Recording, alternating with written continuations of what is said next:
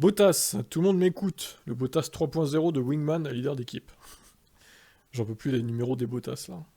J'ai vraiment l'impression de faire partie intégrante de l'équipe. Et c'est vraiment bien d'avoir une véritable autorité sur ce qui se passe. Si je demande quelque chose, ça arrive et tout le monde m'écoute vraiment. J'ai été capable de motiver certaines personnes. Je suis vraiment heureux de la façon dont les choses se passent avec l'équipe et mon rôle. J'ai l'impression que je ne suis pas seulement au volant de la voiture, j'ai l'impression d'être un peu plus que ça. Je ne suis pas seulement un pilote, mais aussi un membre important de l'équipe. C'est là une grande différence avec l'époque Mercedes, où Bottas semblait parfois être un pion, parmi d'autres dans l'échiquier allemand.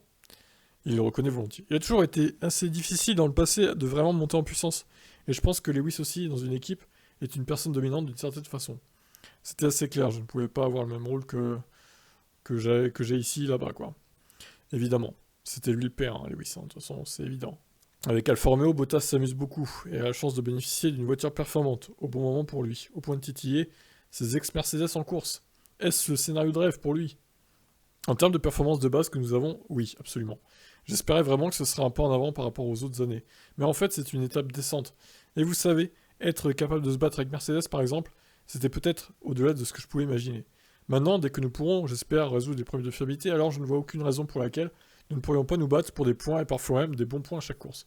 Je dirais que le sentiment le plus fort était après les qualifs à Bahreïn, parce que vous voyez en réalité où vous êtes.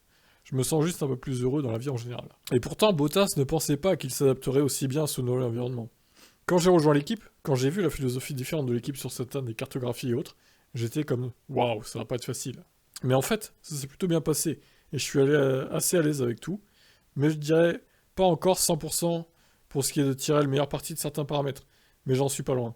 C'est vraiment agréable, aussi parce que nous avons été en mesure de régler la voiture de manière à ce qu'elle corresponde vraiment à mon style de conduite. Bon, mais il a l'air content, hein, Bottas chez Alfa Romeo, ça c'est bien pour lui. Franchement, il mérite une deuxième partie de carrière où il sera le leader de l'équipe, où il tirera l'équipe vers le haut, etc. C'est bien, il mérite quand même.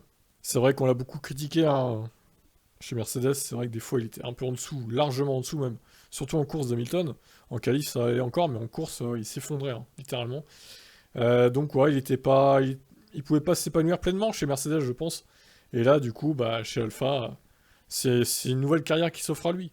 Donc pourvu que ça dure pour lui. Qu'est-ce que vous en pensez, vous, de Bottas chez Alfa Romeo? Ciao, ciao.